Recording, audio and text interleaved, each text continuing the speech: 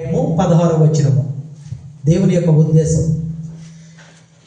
యోహాను సువార్త 3వ అధ్యాయము 16. లోకమును ఎంతో ప్రేమించెను కాగా ఆయన తన అద్వితీయ కుమారునిగా పుట్టిన వారి యందు విశ్వాసముంచు ప్రతివాడును నశింపక నిత్య జీవము పొందినట్లు ఆయనను అనుగ్రహించెను. ఆమేన్. ఏం చేశారండి? దేవుడు లోకమును ఎంతో ప్రేమించెను. కొంచెం కాదండి, ఎంతో ప్రేమించెను కాగా ఆయన తన అద్వితీయ కుమారునిగా పుట్టించిన వాని యందు విశ్వాసముంచి ప్రతి వాడును నశింపక నిత్య జీవం పొందినట్లు ఆయనను అనుగ్రహించెను. ప్రార్థన. మహాపరిశుద్ధుడా, మహోన్నతుడా, మహాగణుడా, నీకు వందనాలు దేవా. నీకు స్తోత్రం తండ్రి. నీ ఉద్దేశము మా పట్ల ఏముందో దేవా, ఈ మధ్యాహ్న కాల సమయంలో కొద్ది నిమిషములు తండ్రి నీ బిడ్డలకి నేను వాక్యం విత్తుతోడగా తండ్రి నా నోటికి బోరగా ఉండి బిడ్డలందరూ కూడా వినగలిగే చెవులు, విన్న వాక్యాన్ని హృదయంలోకి తీసుకుని ఆ వాక్యానుసారంగా జీవించే చక్కటి మనస్సును దయచేయడు తండ్రి. నీ కృప చూపించండి. నీ పరిశుద్ధ గ్రంథంలో ఉన్న అమూల్యమైన మాటలు బిడ్డలు తెలుసుకొని ఆత్మీయంగా ఆధ్యాత్మికంగా తండ్రి బలపడటానికి నీ కృప చూపించండి. మీరు నన్ను నీ సిలువ చాటును మరుగుపరుచుకుని వారందరికీ కావలసిన ఆత్మీయమైన మాటలు మీరు దయచేయమని నజరేయుడైన యేసుక్రీస్తు వారి నామములో అడిగి వేడుకుంటున్నాను తండ్రి. ఎంత శ్రేష్టమైన మాట అండి. దేవుడు లోకమును ఎంతో ప్రేమించెను. మరి మనం ఏం చేస్తున్నామండి? కానీ ఈ లోకంలో ఉన్న మనమైతే ఎంత మాత్రం కూడా దేవుడు ప్రేమించడం లేదండి. ఎవ్వరు కూడా ప్రేమించటం లేదు. ప్రేమిస్తున్నట్టు నటిస్తున్నారు అంతే. ఏదో వెళ్తున్నాం తాత్కాలికంగా మందిరానికి, వెళ్ళకపోతే పాస్టర్ గారు ఫోన్ చేస్తారు, లేదంటే తోటి సహోదరులు మనకి ఫోన్ చేసి అడుగుతారు, ఏ అమ్మ ఎందుకు రాలేదు, ఏ సహోదరుడా ఎందుకు రాలేదు మందిరానికి అని చెప్పి ఒక ఉద్దేశపూర్వకంగా కాకుండా మన సొంత ఆలోచనతో మనం ఉంటున్నాం. కానీ ప్రభు అంటున్నాడు, నేను లోకాన్ని ఎంతో ప్రేమించాను. అవునండి. ఆయన మాట్లాడుతున్న శ్రేష్టమైన మాట ఏంటో తెలుసండి? దేవుణ్ణి లోకంలో ఉన్న మనుషులందరూ కూడా మర్చిపోయారండి. ఈ లోకంలో ఉన్న మనుషులందరూ కూడా మర్చిపోయారు. మరి ఎప్పుడు గుర్తొస్తాడండి దేవుడు వారికి? తమ ఇష్టానుసారంగా జీవించి సాతానుకు బానిసలు అయిపోయినప్పుడు దేవుడు గుర్తొస్తాడండి. ఎవరైతే దేవుణ్ణి మర్చిపోతారో వారికంటండి దేవుడు మళ్ళీ నేనున్నాను అని చెప్పి జ్ఞాపకం చేస్తాడంట. ఎలా చేస్తాడండి? గాయము పెట్టువాడు ఆయనే, ఆ గాయమును తిరిగి కట్టువాడిని నేనే. ఎందువల్ల జ్ఞాపకం చేస్తాడు? నా కుమార్తె మందిరంలో చక్కగా దేవుని యొక్క వాక్యం వింటూ ఆత్మీయంగా ఆధ్యాత్మికంగా ఎదుగుతున్నటువంటి బిడ్డ త్రోవ తప్పిపోయినప్పుడు దేవుడు నేనున్నాను అని చెప్పి జ్ఞాపకం చేస్తాడు. ఎంత శ్రేష్టమైనటువంటి మాటలో తెలుసండి? గాయం పెడతాడండి. ఎందుకు తెలుసా? ఆ గాయముని జ్ఞాపకం చేసుకుని ఆ గాయము ద్వారా మందిరానికి వచ్చి, ప్రభువా నాకు ఈ బలహీనత ఉంది, ఈ బలహీనత తీసివేయి ప్రభువా అని చెప్పి మనం ఎప్పుడైతే అడుగుతామో ఆ గాయాన్ని నేను కడతానంటున్నాడు. ఆ గాయం పెట్టకుండా ఉండాలంటే మనం ఏం చేయాలండి? ఎంత మాత్రం కూడా లోకంలోకి మనం వెళ్ళడానికి వీరలేదు. లోకాన్ని జయించిన దేవుని యొద్దకు రావాలండి.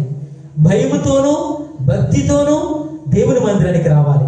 పాస్టర్ గారు ఫోన్ చేస్తే రావటము, లేదంటే సహోదరులు రమ్మంటున్నారని చెప్పి రావటము, అది ఎంత మాత్రం కూడా నీకు ఆశీర్వాదకరము కాదు. దేవుని మందిరానికి ఎలా రావాలంటే వేగురు పడుచు ఆయనకి సమయాన్ని ఇచ్చేయాలండి. ఖచ్చితంగా ఆజ్ఞలో ఒక ఆజ్ఞలో పెట్టి ఉన్నాడు, విశ్రాంతి దినమున మీరు ఏ పని కూడా చేయడానికి మీరు లేదు. అది నా సమయము, నా సన్నిధి సమయము, నా మందిరానికి వచ్చే సమయము. ఆ దినాన్ని అన్ని పనులు పెట్టుకుంటాం మనం. ఊర్లకి వెళ్ళాలన్నా అదే సమయము. ఎక్కడైనా పనులు చూడండి, వారం అంతా ఇంట్లో కూర్చుంటారు, అదే రోజున పని చేయడానికి వెళ్తూ ఉంటారు. అంటే ఎంత నిర్లక్ష్యంగా ఉంటున్నాం మనం. ఖచ్చితంగా చెప్పాలి మనం, ఈ దినము దేవునికి ఇచ్చే సమయం. ఈ 2 గంటలు లేదా 3 గంటలు నేను దేవునికి ఇచ్చే సమయం. ఈ 3 గంటలు నేను దేవునికి ఇచ్చినట్లయితే వారం అంతా కూడా నన్ను కాచి కాపాడుతున్నాడు. అటువంటి దేవునికి 3 గంటలు లేకపోతున్నారండి. సన్నిధిలో కూర్చోలేకపోతున్నారు, దేవుని మాటలు వినలేకపోతున్నారు, విన్న ఆ మాటలు హృదయంలోకి తీసుకోలేకపోతున్నారు. ఎంత భయంకరమైన పరిస్థితి అండి. దేవుడు చెప్తున్న మాట ఏంటంటే, మీరు ఎందుకంటే సాతానుడు చేసే పని ఏంటో తెలుసండి? సాతానుడికి దేవుడు అంటే చాలా కోపం అండి, పగ. ఏం చేస్తాడో తెలుసండి? తన బిడ్డల్ని తన వైపుకి తిప్పుకుంటాడండి. మరి తన వైపుకి తిప్పుకుంటే దేవుడు ఊరుకుంటాడండి? తన వైపుకి తిప్పుకొని వారిని బానిసలుగా చేసేస్తాడండి, నిస్సహాయ స్థితికి తీసుకొచ్చేస్తాడండి. మీరు అందరూ ఏంటో అనుకుంటారు, లోకంలో ఉన్నదంతా కూడా ఏదో ఆనందం ఇస్తుంది, సంతోషం ఇస్తుంది, అందులో ఏదో ఉందని చెప్పేసి దాని వెనకాల మనం వెళ్తూ ఉంటాం. కానీ అందులో ఏమీ లేదండి. అంతలో కనబడి ఇంతలో మాయమయ్యేది అవి తాత్కాలికమైనటువంటి మాత్రమే. మన ప్రభు అయిన యేసుక్రీస్తు వారు మాత్రమే నిత్యము నిరంతరము ఒకే రీతిగా ఉండే దేవుడు. ఆయన ఎద్దకు రావాలండి మనం. అని చెప్తున్నట్టు మాట ఏంటంటే, ఎలా అనగా దేవుని పిల్లలను పాడు చేస్తూ, దేవుడు ఎవరైతే దేవుని బిడ్డలను పాడు చేస్తూ ఉంటారో అప్పుడు దేవుడు ఏం చేస్తాడో తెలుసని బాధపడుతూ ఉంటాడండి. అయ్యో నా బిడ్డలు పాడైపోతున్నారని చెప్పి. అప్పుడు సాతానుడు చేసే కుయుక్తులు ఏంటో తెలుసని, దేవుని పిల్లల్ని పాపంలో తీసుకువెళ్తాడండి. మొట్టమొదటి పని చేసేది ఏంటంటే, మనం పాపము చేయటానికి ప్రేరేపించేది సాతానుడు. దానికి లోబడిపోయే మనస్తత్వాన్ని మనకి క్రియేటివిటీ చేస్తుంటాడండి. వాడు సృష్టిస్తాడు మనలో, దానికి లోబడిపోతూ ఉంటాం. అందులో ఏదో ఆనందం ఉంది, ఏదో సంతోషం ఉంది, ఏదో ఏదో ఏదో అనుకుంటారు. అందులో ఏమి ఉండదండి, ఏమి ఉండదు. ఆ పాపంలో దేవుని పిల్లలు ఎక్కువ కాలం కూడా ఉండలేరండి. ఏం లేదు, ఎవరు కూడా ఉండలేరు. నేను ఎంతో మంది సాక్ష్యాలు విన్నాను, ఎంతో మంది నాకు ఫోన్లు చేసి చెప్తున్నారు, అయ్యా మా పరిస్థితి ఇలాగ ఉందని చెప్పేసి. ఏదో సంతోషం ఉంది అనుకుంటారు. ఎంత మాత్రం కూడా మనకు సంతోషం పడుతుంది.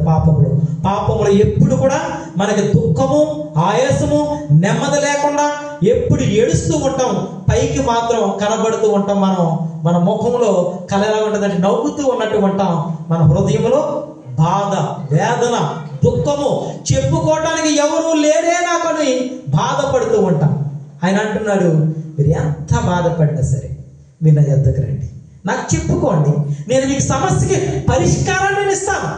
కానీ చాలా మంది చేసే పని ఏంటంటే, ఆ సమస్యకు పరిష్కారం ఇచ్చే దేవుడికి చెప్పుకోవాలండి. అందరికీ చెప్పుకుంటారు, చుట్టుపక్కల ఉన్న స్నేహితులకు చెప్పుకుంటారు, సహోదరులకు చెప్పుకుంటారు, ఊరందరికీ చెప్పుకుంటారండి. కానీ ఆ ఇద్దరి మధ్యన వ్యత్యాసం వచ్చినప్పుడు మనల్ని దెప్పటం మొదలు పెడుతూ ఉంటారండి, మనల్ని గాయపెడతాం మొదలు పెడుతూ ఉంటారు. నువ్వు పలానా రోజున పలానా మాట చెప్పావే, ఎప్పుడు ఈ మాటలు చెప్తారో తెలుసని వాళ్ళు అవన్నీ విడిచిపెట్టేసి మీరు దేవుని యొద్దకు వచ్చి ఆత్మీయంగా, ఆధ్యాత్మికంగా దేవుని మాటలు వింటూ చక్కగా దేవునిలో కొనసాగుతున్నప్పుడు మనల్ని సూదిపోటు మాటలు మాడతారు. నువ్వు ఆ రోజున ఆ విధంగా ఉన్నావు కదా, ఇప్పుడు ఏంటి మైకి తీసుకుని పాటలు పాడేస్తున్నావు, స్తుతి ఆరాధన చేసేస్తున్నావు, చాలా దేవుని సన్నిధిలో నువ్వే పెద్ద గొప్ప అన్నట్టు చెప్తున్నావు అని చెప్పి పాత వాటిని జ్ఞాపకం చేస్తూ ఉంటారండి. అది మనిషి యొక్క స్వభావం. ఎందుకో తెలుసండి, మనల్ని బాధ పెట్టడానికి, మనల్ని కృంగదీయటానికి, మళ్ళీ పాపంలో పడవేయటానికి. ఇది సత్యం. కానీ ప్రభు అంటున్నాడు, మళ్ళీ దాని వైపు మీరు చూడకండి. ఒక్కసారి పాపాన్ని విడిచిపెట్టిన తర్వాత నా యొద్దకు వచ్చినట్లయితే మీకు గొప్ప ఆశీర్వాదం, గొప్ప మేలు నేను దయచేస్తాను. మళ్ళీ దాని వైపుకి వెళ్ళకండి, ఎంత మాత్రం కూడా వెళ్ళటానికి వీల్లేదు. అగస్టిన్ అని చెప్పి ఒక భక్తుడు ఉన్నాడండి. ఆయన గురించి ఒక దైవజనుడు చెప్పినటువంటి మాట. అగస్టిను పాపం చేసేవాడండి.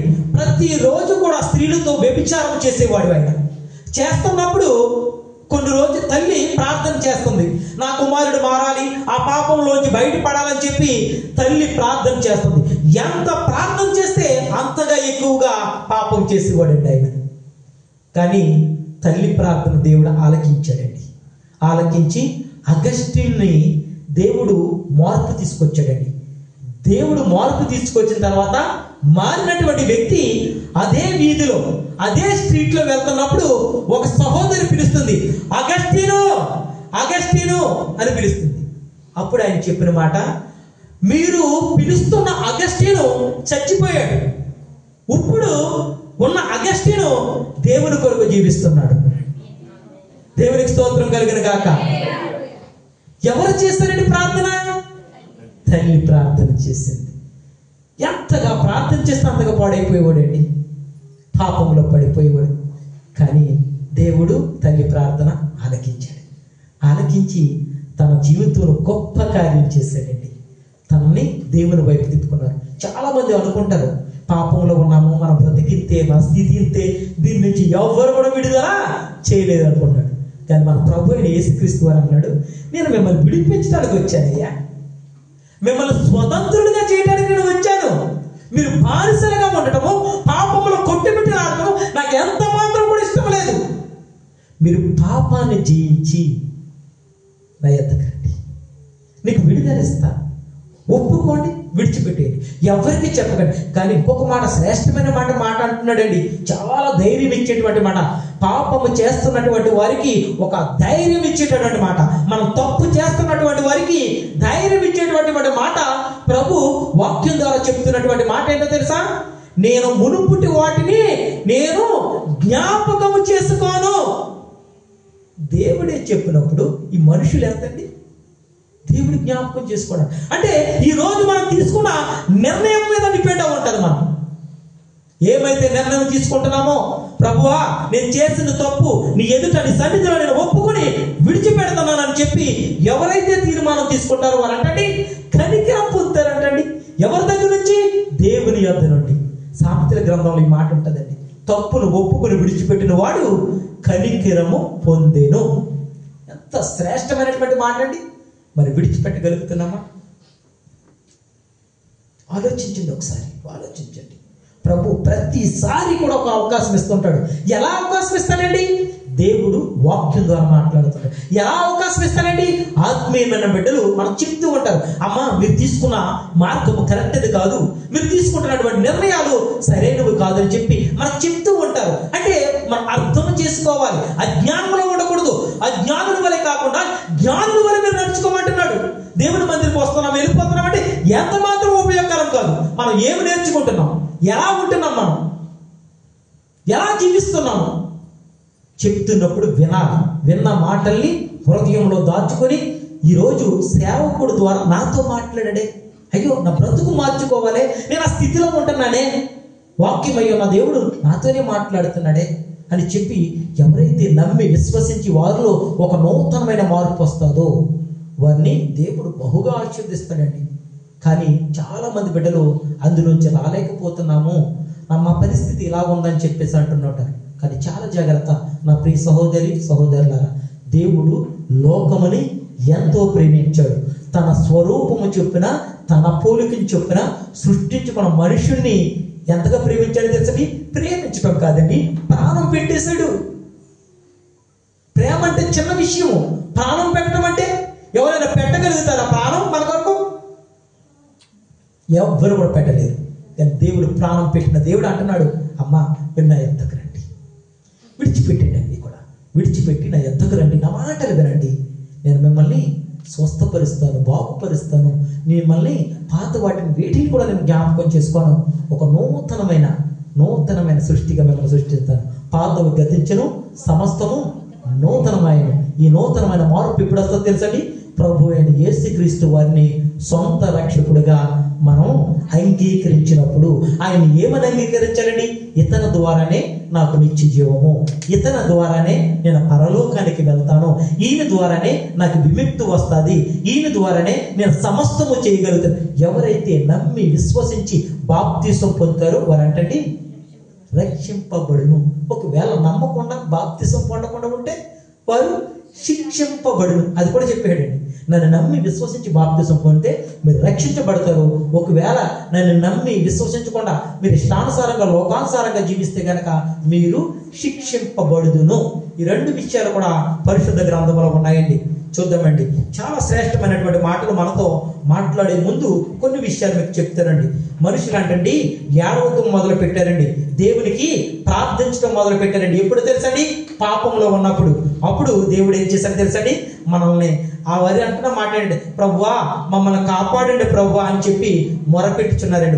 వాళ్ళు మొరపెట్టినప్పుడు దేవుడు సత్యమైన దేవుడు ఆయన అని చెప్పి తెలుసుకున్నారండి. వాళ్ళందరూ కూడా సాతానుడు ఒక అబద్ధము, అసత్యం అని చెప్పి మనుషులు తెలుసుకున్నారండి. ఎప్పుడు తెలుసుకున్నారో తెలుసండి? మనుషులు ఇబ్బందుల్లో ఉన్నప్పుడు, కష్టాల్లో ఉన్నప్పుడు, ఊపిలో కూరుకుపోయినప్పుడు దేవుడు జ్ఞాపకం వస్తాడండి మనుషులకి.